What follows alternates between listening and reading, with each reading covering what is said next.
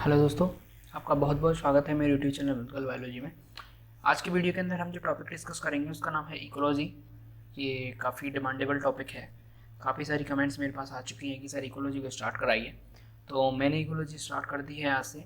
ये जो first video है अपना, ये इंट्रोडक्शन वाला पोर्शन है, यानी कि हम इसमें परिचय पढ़ेंगे सामान्य सा इकोलॉजी के बारे में।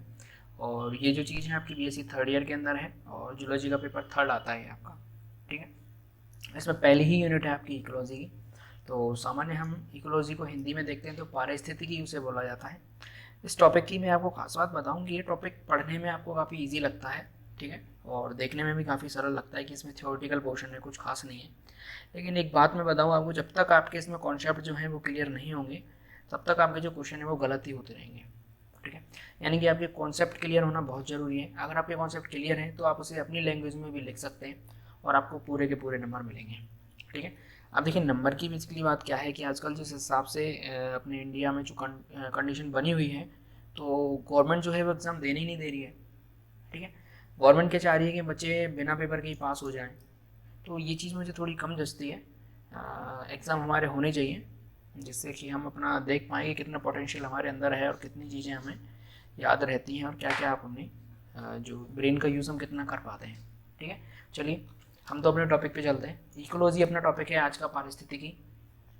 तो मैं आपको बताऊं पारिस्थितिकी क्या है, कि हम जैसा कि इस पिक्चर मैंने यहाँ पर लगाई है, इसको मैंने दिखाया है आपको, काफ़ी नेचर से जुड़ी हुई ये पिक्चर लग रही है। इसके अंदर हमें प्लांट दिखाई दे रहा है, नीचे सोइल भी दिखाई दे रही है, ठीक है। तो ये जो टॉपिक है ये बेसिकली नेचर से जुड़ा हुआ है। अब तक हम बायोलॉजी के अंदर क्या क्या चीज़ें पढ़ते हैं, प्लांट्स पढ़ते हैं, एनिमल्स पढ़ते हैं, ठीक है, उनकी एनाटॉमी मॉर्फोलॉजी, लेकिन इसमें हम नेचर को जानेंगे कि नेचर किस तरीके से होती है और किस तरीके से जो प्लांट्स हैं और जो एनिमल हैं वो किस तरीके से नेचर से इंटरेक्ट करते हैं या किस तरीके से आपस में एक दूसरे से इंटरकनेक्ट रहते हैं, ठीक है। तो मैं आपको बता दूं, इस इंट्रोडक्शन वाले पोर्शन में आपको एक उदाहरण से मैं समझा देता हूँ पहले कि पारिस्थितिकी का अध्ययन करना हमें क्यों ज़रूरी है और पारिस्थितिकी क्या होती है। तो देखिए, मान के चलिए एक फ्रॉग है, एक मेंढक है, उसको रिप्रोडक्शन करना है, ठीक है।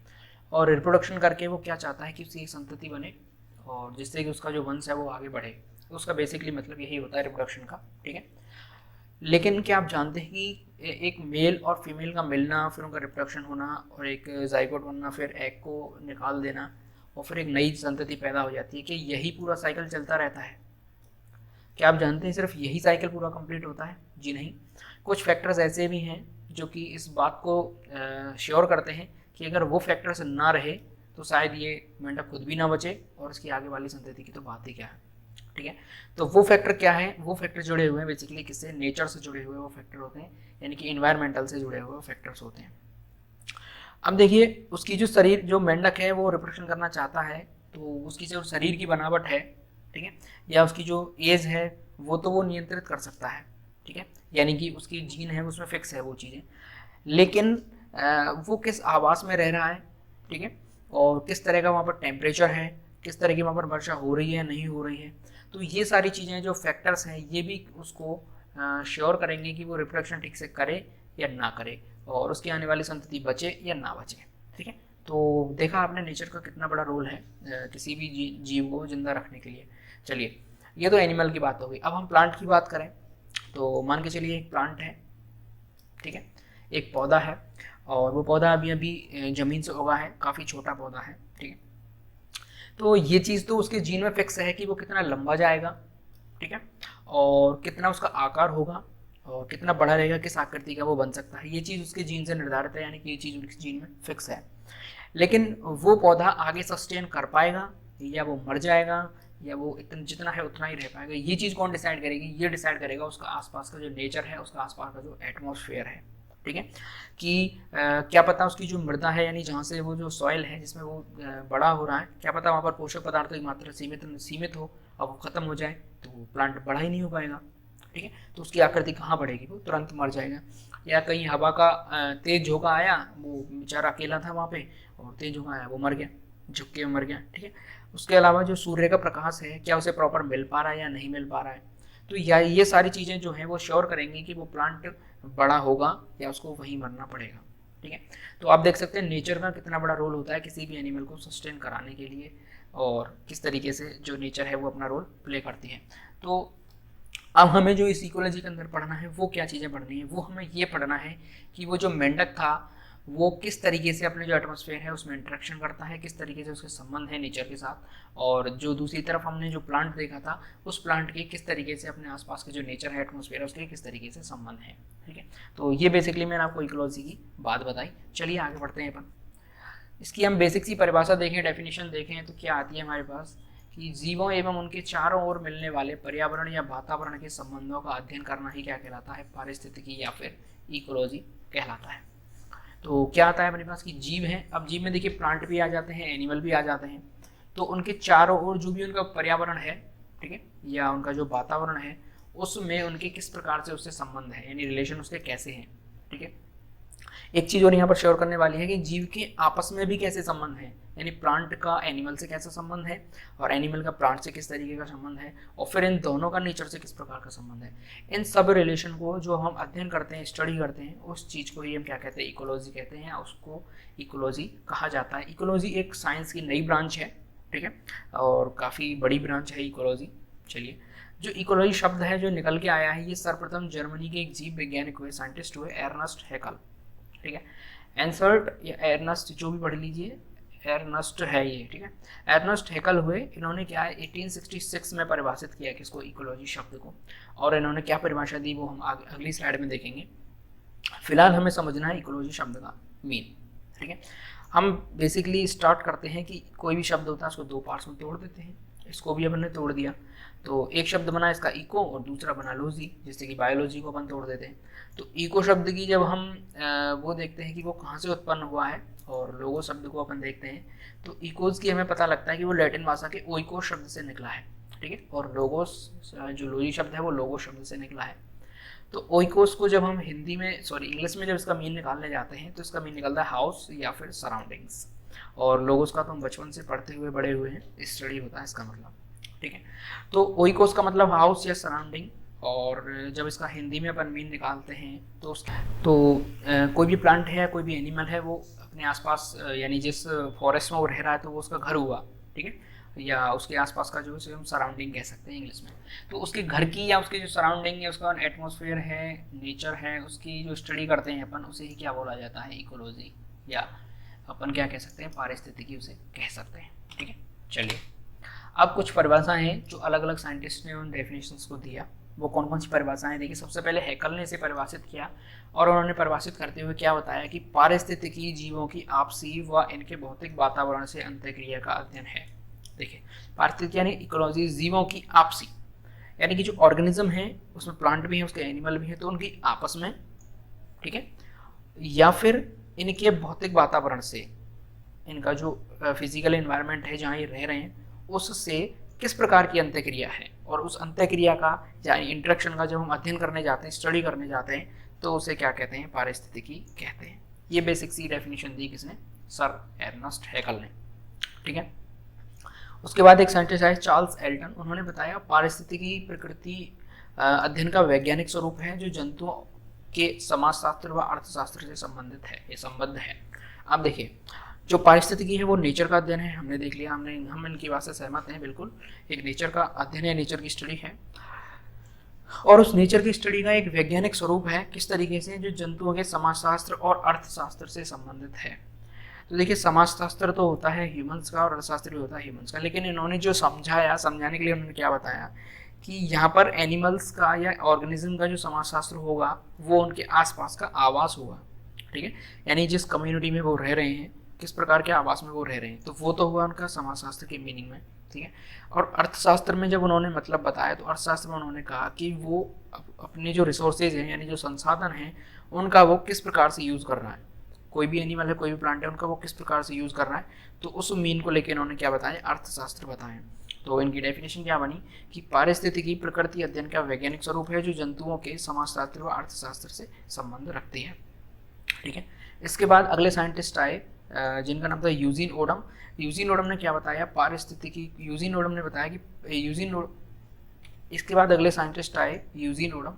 यूजीन ओडम पारिस्थितिकी को प्रकृति की संरचना एवं कार्य का अध्ययन मानते हैं। ठीक है, यानी कि नेचर है वो किस तरीके से उसकी संरचना है, स्ट्रक्चर क्या है, और किस तरीके से वो कार्य करती है, इन सब का अध्ययन करना वो क्या कहते हैं, पारिस्थितिकी या इकोलॉजी कहते हैं।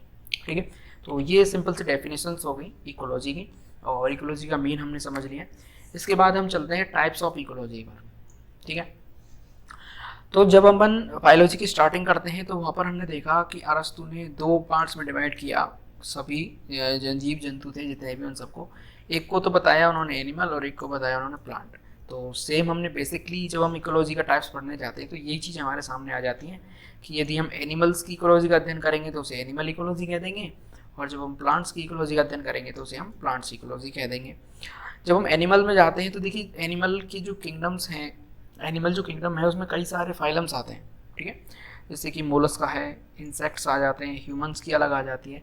तो जब मोलस्का की इकोलॉजी अपन पढ़ेंगे तो उसे मोलस्कन इकोलॉजी कह देंगे, जब हम कीटों की इकोलॉजी पढ़ेंगे तो उसे इंसेक्ट्स इकोलॉजी कह देंगे, और जब हम ह्यूमन की पढ़ेंगे तो उसे ह्यूमन्स इकोलॉजी कह देंगे। इसी तरीके से जब हम प्लांट्स की तरफ बढ़ते हैं तो जब अपन शैवालों की इकोलॉजी पढ़ते हैं तो उसे एल्गल इकोलॉजी कहेंगे, सूक्ष्म जीवों की इकोलॉजी पढ़ेंगे तो उसे माइक्रोबियल, और यदि हम वन यानी कि फॉरेस्ट की बात करते हैं तो वहाँ पर हम फॉरेस्ट इकोलॉजी उसे नाम दे देते हैं। ठीक है, आगे जब हम बढ़ते हैं तो देखिए कई सारे प्रकार की जो आपके सामने इकोलॉजी के टाइप्स हैं वो निकल के आए हैं। तो जो मोस्ट इम्पॉर्टेंट टाइप्स हैं जो पेपर में पूछे जाते हैं आपके, वो ये 2 हैं। ठीक है, चलिए एक एक को समझते हैं। पहला है आपका ऑटो इकोलॉजी, वो यहाँ से गायब है थोड़ा सा, उसके लिए सॉरी। तो ये है ऑटो इकोलॉजी, यानी कि हिंदी में है स्वयं पारिस्थितिकी। इसका मेन क्या है, देखिए किसी जीव की एक जाति विशेष की पारिस्थितिकी का अध्ययन करना।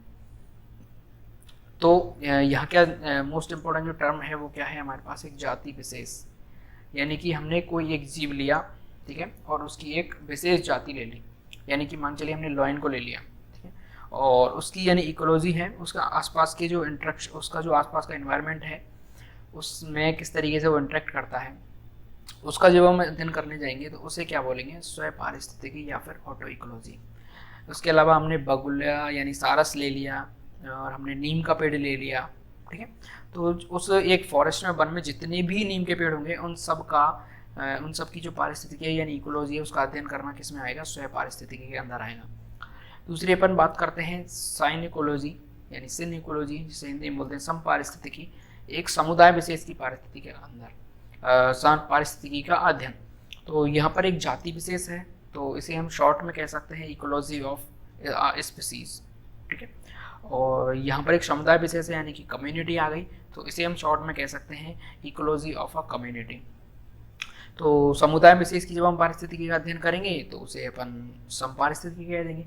समुदाय जैसे कि एक फॉरेस्ट ले लिया हमने, ठीक है, तो उस फॉरेस्ट में रहने वाले एनिमल्स और प्लांट्स जितने भी हैं उन सब का पारिस्थितिकी का जब हम अध्ययन करने जाएंगे। इसके अलावा समुद्र ले लिया अपन ने, ठीक है, घास का मैदान ले लिया हमने, तो ये सब क्या है, कम्युनिटी है।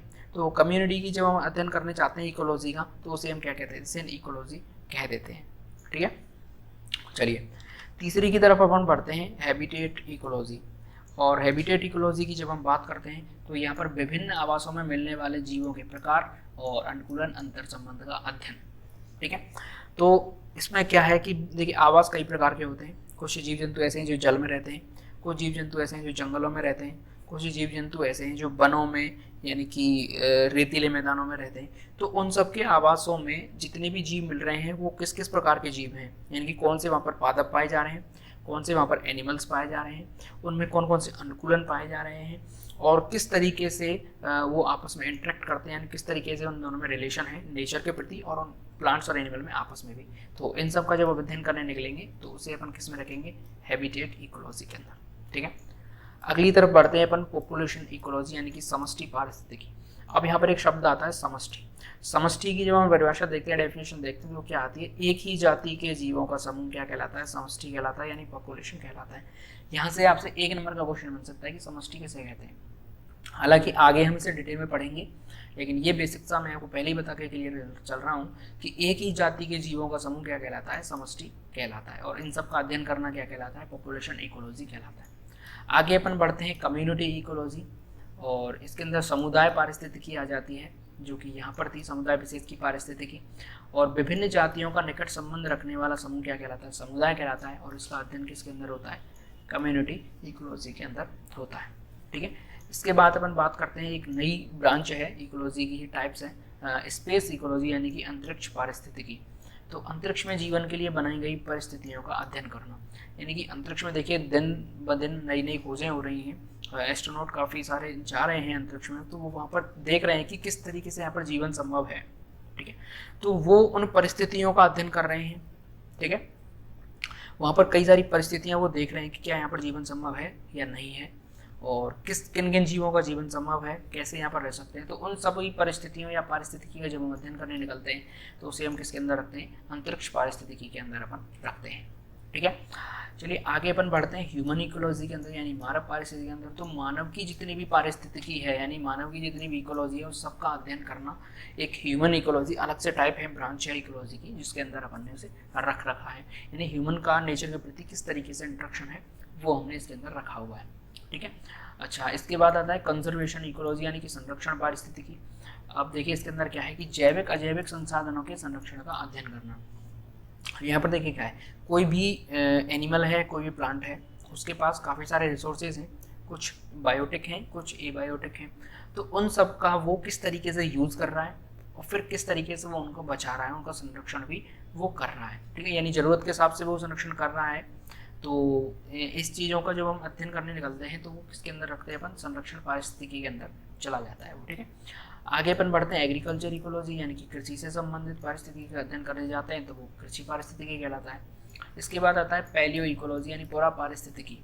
अब देखिए बीते हुए काल में काल की जीवों का पारिस्थितिकी का अध्ययन, ये देखिए क्या इंपॉर्टेंट चीज़ है यहाँ पर कि पुरा पारिस्थितिकी का मतलब क्या है कि प्राचीन काल में जो जीवाश्म मिले, ठीक है, कुछ जीवों के हमें जीवाश्म मिले, चाहे वो प्लांट था या वो एनिमल था, तो उस टाइम में उन जीवों के टाइम में क्या परिस्थिति रही। ठीक है, उस टाइम में उन जीवों की क्या परिस्थिति रही, उनका क्या इंटरेक्शन रहा अपने एटमॉस्फेयर के प्रति, अपने नेचर के प्रति, और आपस में क्या इंटरेक्शन उन्होंने किया, उन सब का अध्ययन जब हम करते हैं तो उसे क्या कहते हैं, पुरा पारिस्थितिकी या फिर पैलियो इकोलॉजी उसे कहा जाता है। तो ये कुछ टाइप्स थे, 10 एक टाइप यहाँ थे और 2 टाइप्स वहाँ पे मैंने आपको बताए थे। तो इस तरीके से हमारा इंट्रोडक्शन है वो कंप्लीट हो जाता है। इसके बाद अपन जो पढ़ेंगे वो पढ़ेंगे अपन इकोसिस्टम। इसके अंदर नया जो टॉपिक निकल के आएगा इकोसिस्टम, वो काफ़ी इंटरेस्टिंग टॉपिक है और काफ़ी अच्छा टॉपिक है, क्वेश्चन उससे पूछे जाते हैं। ठीक है, तब तक आप चैनल को जरूर सब्सक्राइब कर लें, और यहाँ तक वीडियो को देखा उसके लिए थैंक यू सो मच। देश से प्यार करें, माता पिता से प्यार करें, घर पे सुरक्षित रहें। जय हिंद।